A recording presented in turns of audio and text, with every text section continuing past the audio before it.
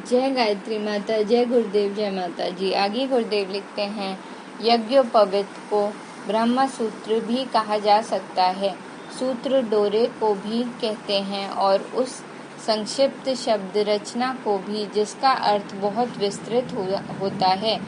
व्याकरण, दर्शन, धर्म, कर्म कांड आदि के अनेकों ग्रंथ ऐसे हैं जिसमें ग्रंथकर्ताओं ने अपने मंतव्यों को बहुत ही संक्षिप्त संस्कृत वाक्यों में संहित कर दिया है। उन सूत्रों पर लंबी वृत्तियां, टिप्पणियां तथा टीकाएं हुए हैं, जिनके द्वारा उन सूत्रों में छिपे हुए अर्थों का विस्तार होता है। ब्रह्म सूत्र में यद्यपि अक्षर नहीं है, तो भी संकेतों से बहुत कुछ बताया गया है। मूर्तियां, चिन्ह, चित्र, अवशेष आदि के आधार पर बड़ी बड़ी महत्वपूर्ण जानकारियां प्राप्त होती हैं। यद्यपि इनमें अक्षर नहीं होते, तो भी बहुत कुछ प्रकट हो जाता है। भले ही उस इशारे में किसी शब्द लिपि का प्रयोग नहीं किया जाता है। यज्ञोपवीत के ब्रह्मसूत्र यद्यपि वाणी और लिपि से रहित हैं, तो भी उनमें एक विशद व्याख्यान भी अभिभावना भरी हुई है। गायत्री को गुरु मंत्र कहा गया है। यज्ञोपवीत धारण करते समय जो वेदारंभ कराया जाता है, वह गायत्री से कराया जाता है। प्रत्येक द्विज को गायत्री जानना उसी प्रकार अनिवार्य है जैसे कि यज्ञोपवीत धारण करना। यह गायत्री यज्ञोपवीत का जोड़ा ऐसा ही है जैसे लक्ष्मी नारायण, सीता राम, राधे श्याम, प्रकृति ब्रह्मा, गौरी शंकर, नर मादा का है। दोनों की सम्मिलित व्यवस्था का नाम ही गृहस्थ है। वैसे ही गायत्री उपवीत का सम्मिलन ही द्विज है, द्विजत्व है। उपवीत सूत्र है तो गायत्री उसकी व्याख्या है। दोनों की आत्माएं एक दूसरे से जुड़ी हुई हैं। यज्ञोपवीत में 3 तार हैं, गायत्री में 3 चरण हैं। तीनों तारों का क्या तात्पर्य है, इसमें क्या संदेश निहित है, यह बात समझनी हो तो गायत्री के इन 3 चरणों को भली प्रकार जान लेना चाहिए। उपवीत में 3 प्रकार की ग्रंथियां और एक ब्रह्म ग्रंथि होती है। गायत्री में 3 भू, भुव, स्व और एक प्रणव है। गायत्री के प्रारंभ में ओमकार और भू, भुव, स्व का जो तात्पर्य है, उसी ओर यज्ञोपवीत की 3 ग्रंथियां संकेत करती हैं। उन्हें समझने वाला जान सकता है कि वह 4 गांठें मनुष्य जाति के लिए क्या क्या संदेश देती हैं। यहाँ प्रस्तुत है गायत्री महामंत्र की प्रतिमा यज्ञोपवीत, जिसमें 9 शब्द, 3 चरण सहित 3 व्याहृतियां समाहित हैं। इस महाविज्ञान को सरलता पूर्वक हृदय गम करने के लिए इसे 4 भागों में विभक्त कर सकते हैं। प्रणव तथा तीनों व्याहृतियां अर्थात यज्ञोपवीत की 4 ग्रंथियां। गायत्री का प्रथम चरण अर्थात यज्ञोपवीत की प्रथम लड़, द्वितीय चरण अर्थात द्वितीय लड़, तृतीय चरण तथा तृतीय लड़। आइए अब इन पर विचार करें। प्रणव का संदेश यह है, परमात्मा सर्वत्र समस्त प्राणियों में समाया हुआ है, इसलिए लोक सेवा के लिए निष्काम भाव से कर्म करना चाहिए और अपने मन को स्थिर और शांत रखना चाहिए। भू का तत्व ज्ञान यह है कि शरीर अस्थायी औजार मात्र है, इसलिए उस पर अत्यधिक आसक्त न होकर आत्मबल बढ़ाने का श्रेष्ठ मार्ग का सत्कर्मों का आश्रय ग्रहण करना चाहिए। भय का तात्पर्य है पापों के विरुद्ध रहने वाला मनुष्य देवत्व को प्राप्त करता है। जो पवित्र आदर्शों और साधनों को अपनाता है वही बुद्धिमान है। स्व की प्रतिध्वनि यह है, विवेक द्वारा शुद्ध बुद्धि से सत्य जानने, संयम और त्याग की नीति का आचरण करने के लिए अपने को तथा दूसरों को प्रेरणा देनी चाहिए। एक चतुर्मुख नीति अयोगपवित्रधारी की होती है। इन सब का सारांश यह है कि उचित मार्ग से अपनी शक्तियों को बढ़ाना और अंतःकरण को उदार रखते हुए अपनी शक्तियों का अधिकांश भाग जनहित के लिए लगाए रहो। इसी कल्याणकारी नीति पर चलने से मनुष्य व्यष्टि रूप से तथा समस्त संसार में समष्टि रूप से सुख शांति प्राप्त कर सकता है। यज्ञोपवीत गायत्री की मूर्तिमान प्रतिमा है। उसका जो संदेश मनुष्य जाति के लिए है, उसके अतिरिक्त और कोई मार्ग ऐसा नहीं जिसमें व्यक्ति तथा सामाजिक सुख शांति स्थिर रह सके।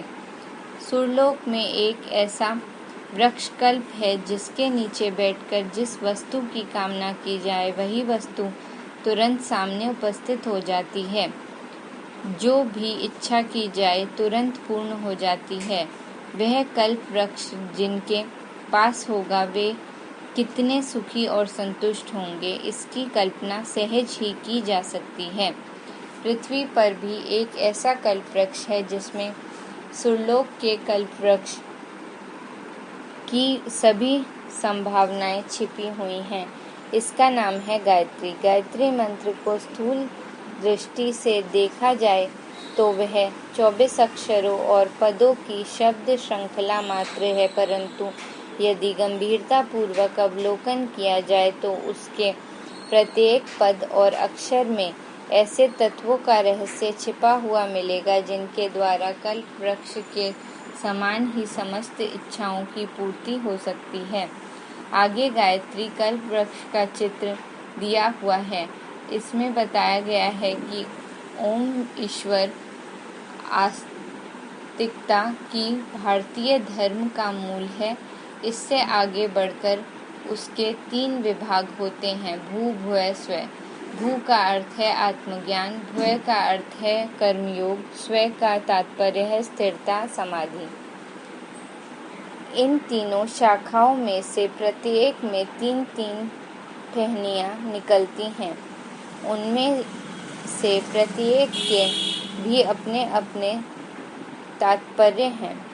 तत् जीवन ज्ञान, सवितु शक्ति संचय, वरेण्यम श्रेष्ठता, भर्गो निर्मलता, देवस्य दिव्य दृष्टि, धीमहि सद्गुण, धियो विवेक, यो संयम, प्रचोदयात् सेवा। गायत्री हमारी मनोभूमि में इन्हीं को बोती है। फलस्वरूप जो खेत उगता है वह कल्प वृक्ष से किसी प्रकार कम नहीं होता। ऐसा उल्लेख मिलता है कि कल्प वृक्ष से सब पत्ते रत्न जटिल हैं। वे रत्नों जैसे सुशोभित और बहुमूल्य होते हैं। गायत्री कल्प वृक्ष के उपयुक्त 9 पत्ते निस्संदेह 9 रत्नों के समान मूल्यवान और महत्वपूर्ण है। प्रत्येक पत्ता, प्रत्येक गुण एक रत्न के से किसी प्रकार कम नहीं है। 9 लखा हार ही जेवरों में बहुत प्रशंसा है। 9 लाख रुपए की लागत से बना हुआ 9 लखा हार पहनने वाले अपने आप को बड़ा भाग्यशाली समझते हैं। यदि गंभीर, तात्विक और दूरदृष्टि से देखा जाए तो यज्ञोपवीत भी नवरत्न जड़ित नौलखा हार से किसी प्रकार कम महत्व का नहीं है। गायत्री गीता के अनुसार यज्ञोपवीत के 9 तार जिन 9 गुणों को धारण करने का आदेश करते हैं, वे इतने महत्वपूर्ण हैं कि रत्नों की तुलना में इन गुणों की ही महिमा अधिक है। जीवन विज्ञान की जानकारी होने से मनुष्य जन्म मरण के रहस्य को समझ जाता है। उसे सत्य का डर नहीं लगता, सदा निर्भय रहता है। उसे शरीर तथा सांसारिक वस्तुओं का लोभ मोह भी नहीं होता। फलस्वरूप जिन असाधारण हानि लाभों के लिए लोग बेतरह दुख के समुद्र में डूबते और हर्ष के मद में उछलते फिरते हैं, उन उमादों से बच जाता है। शक्ति संचय की नीति अपनाने वाला दिन दिन अधिक स्वस्थ, विद्वान, बुद्धिमान, धनी, सहयोग संपन्न, प्रतिष्ठान बनता जाता है। निर्बलों पर प्रकृति के, बलवानों के तथा दुर्भाग्य के जो आक्रमण होते रहते हैं, उनसे वह बचा रहता है और शक्ति संपन्नता के कारण जीवन के नानाविध आनंदों को स्वयं भोगता एवं अपनी शक्ति द्वारा दुर्बलों की सहायता करके पुण्य का भागी बनता है। अनीति वही पनपती है जहाँ शक्ति का संतुलन नहीं होता। शक्ति संचय का स्वाभाविक परिणाम है। अनीति का अंत जो कि सभी के लिए कल्याणकारी है। श्रेष्ठता का अस्तित्व परिस्थितियों में नहीं, विचारों में होता है। जो व्यक्ति साधना संपन्नता में बढ़े चढ़े हैं, परंतु लक्ष्य, सिद्धांत, आदर्श एवं अंतःकरण की दृष्टि से गिरे हुए हैं, उन्हें निष्कृष्ट ही कहा जाएगा। ऐसे निकृष्ट अपनी आत्मा की दृष्टि में, परमात्मा की दृष्टि में और दूसरे गंभीर विवेकवान व्यक्तियों की दृष्टि में नीच श्रेणी के ठहरते हैं। अपनी नीचता के दंड स्वरूप आत्म ताड़ना, ईश्वरीय दंड और बुद्धि भ्रम के कारण मानसिक अशांति में डूबते रहते हैं। इसके विपरीत कोई व्यक्ति भले ही गरीब, साधनहीन हो, पर उसका आदर्श, सिद्धांत, उद्देश्य, अंतःकरण उच्च तथा उदार है, तो वह श्रेष्ठ ही कहा जाएगा। यह श्रेष्ठता उसके लिए इतने आनंद का अनुभव करती रहती है जो बड़ी से बड़ी सांसारिक संपदा से भी संभव नहीं। निर्मलता का अर्थ है सौंदर्य। सौंदर्य वह वस्तु है जिसे मनुष्य ही नहीं, पशु पक्षी और कीट पतंग तक पसंद करते हैं। यह निश्चित है कि कुरूपता का कारण गंदगी है। मलिनता जहाँ कहीं भी होगी, वहाँ कुरूपता रहेगी और वहाँ से दूर रहने की सबकी इच्छा होगी।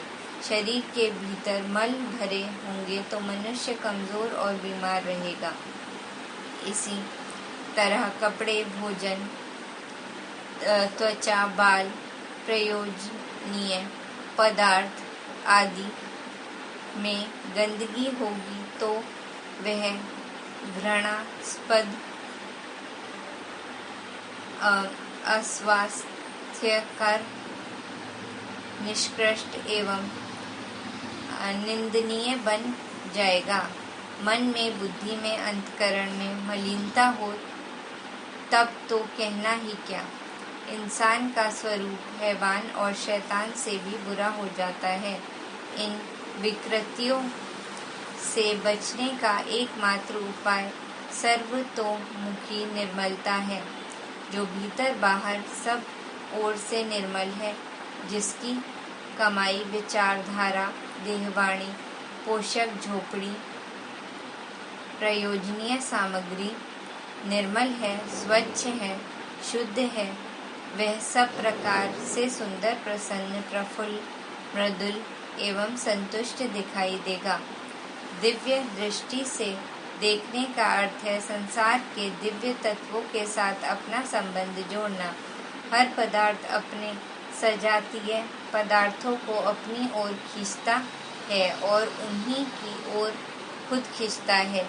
जिनका दृष्टिकोण संसार की अच्छाइयों को देखने, समझने और अपनाने का है, वह चारों ओर अच्छे व्यक्तियों को देखते हैं, लोगों के उपकार, भल, मन, साहस, सेवा, सहयोग और सत्कार्यों पर ध्यान देने से ऐसा प्रतीत होता है कि लोगों में बुराइयों की अपेक्षा अच्छाइयाँ अधिक हैं और संसार हमारे साथ उपकार की अपेक्षा उपकार कहीं अधिक कर रहा है। आँखों पर जिस रंग का चश्मा लगा लिया जाए, उसी रंग की सब वस्तुएं दिखाई पड़ती हैं। जिनकी दृष्टि दूषित है, उनके लिए प्रत्येक पदार्थ और प्रत्येक प्राणी बुरा है, पर जो दिव्य दृष्टि वाले हैं, वे प्रभु की इस परम पुनीत फुलवाड़ी में सर्वत्र आनंद बरसता देखते हैं।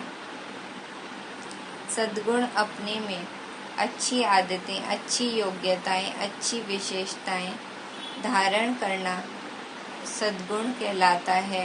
विनय, नम्रता, शिष्टाचार, मधुर भाषण, उदार व्यवहार, सेवा, सहयोग, ईमानदारी, परिश्रमशीलता, समय की पाबंदी, नियमितता, मितव्ययिता, मर्यादित रहना, कर्तव्य परायणता, जागरूकता, प्रसन्न मुख, मुद्रा, धैर्य, साहस, पराक्रम, पुरुषार्थ, आशा, उत्साह, यह सब सद्गुण हैं। संगीत, साहित्य, कला, शिल्प, व्यापार, वक्रता, व्यवसाय, उद्योग, शिक्षण आदि योग्यताएं होना सद्गुण है। इस प्रकार के सद्गुण जिसके पास हैं, वह आनंदमय जीवन बिताएगा। इसकी कल्पना सहज ही की जा सकती है। विवेक एक प्रकार का आत्मिक प्रकाश है, जिसके द्वारा सत्य असत्य की, उचित अनुचित की, आवश्यक अनावश्यक की, हानि लाभ की परीक्षा होती है। संसार में असंख्यों परस्पर विरोधी मान्यताएं, रिवाजें, विचारधाराएं प्रचलित हैं और उनमें से हर एक के पीछे कुछ उदाहरण तथा कुछ पुस्तकों एवं महापुरुषों के नाम अवश्य संबंधित होते हैं। ऐसी दशा में यह निर्णय करना कठिन होता है कि इन परस्पर विरोधी बातों में क्या ग्रह है और क्या अग्रह है। इस संबंध में देश, काल, परिस्थिति, उपयोगिता, जनहित आदि बातों को ध्यान में रखते हुए सद्बुद्धि से जो निर्णय किया जाता है, वही प्रामाणिक और ग्रह होता है। संयम जीवन शक्ति का, विचार शक्ति का, भोगेच्छा का, श्रम का संतुलन ठीक रखना ही संयम है। न इसको घटने देना, न नष्ट निष्क्रिय होने देना और न अनुचित मार्ग में व्यय होने देना। संयम का तात्पर्य है मानव शरीर आश्चर्यजनक शक्तियों का केंद्र है। यदि उन शक्तियों का अपव्यय रोककर उपयोगी दिशा में लगाया जाए तो अनेक आश्चर्यजनक सफलताएं मिल सकती हैं और जीवन की प्रत्येक दिशा में उन्नति हो सकती है। सेवा, सहायता, सहयोग, प्रेरणा, उन्नति की ओर, सुविधा की ओर किसी को बढ़ाना, यह उसकी सबसे बड़ी सेवा है। इस दिशा में हमारा शरीर, हमारा मस्तिष्क सबसे अधिक हमारी सेवा का पात्र है, क्योंकि वह हमारे सबसे अधिक निकट है। आमतौर से दान देना, समय देना और बिना मूल्य अपनी शारीरिक मानसिक शक्ति किसी को दे देना सेवा कहा जाता है, और यह अपेक्षा नहीं की जाती कि हमारे इस त्याग से दूसरों में कोई क्रिया शक्ति, आत्मनिर्भरता, स्फूर्ति, प्रेरणा जागृत हुई या नहीं। इस प्रकार की सेवा व्यक्ति को आलसी, परावलंबी और भाग्यवादी बनाने वाली हानिकारक सेवा भी है। हम दूसरों की इस प्रकार प्रेरक सेवा करें जो उत्साह, आत्मनिर्भरता और क्रियाशीलता को सहज करने में सहायक हो। सेवा का फल है उन्नति। सेवा द्वारा अपने को तथा दूसरों को समुन्नत बनाना, संसार को अधिक सुंदर और आनंदमय बनाना महान पुण्य कार्य है। इस प्रकार के सेवाभावी पुण्यात्मा सांसारिक और आत्मिक दृष्टि से सदा सुखी और संतुष्ट रहते हैं। वे नवगुण निस्संदेह नवरत्न हैं। लाल मोती, मूंगा पन्ना, पुखराज हीरा, नीलम, गोमेद, वैदुर्य, ये 9 रत्न कहे जाते हैं। कहते हैं कि जिनके पास ये रत्न होते हैं वे सर्व सुखी समझे जाते हैं। पर भारतीय धर्मशास्त्र कहता है कि जिनके पास यज्ञोपवीत और गायत्री मिश्रित आध्यात्मिक नवरत्न हैं वे इस भूतल के कुबेर हैं। भले ही उनके पास धन दौलत, जमीन जायदाद ना हो, यह नवरत्न मंडलित कल्प वृक्ष जिसके पास है वह विवेक युक्त यज्ञोपवीत धारी सदा सुरलोक की संपदा भोगता है। उसके लिए यह भूलोक ही स्वर्ग है। वह कल्प वृक्ष हमें चारों फल देता है, धर्म, अर्थ, काम, मोक्ष चारों संपदाओं से परिपूर्ण कर देता है।